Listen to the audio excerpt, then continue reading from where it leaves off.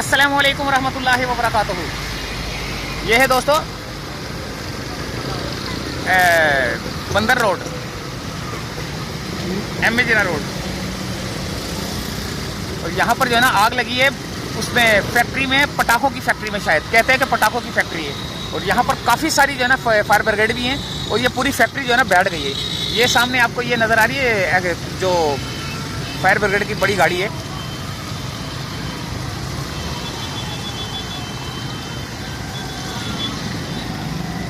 वो देखें, वो देखें।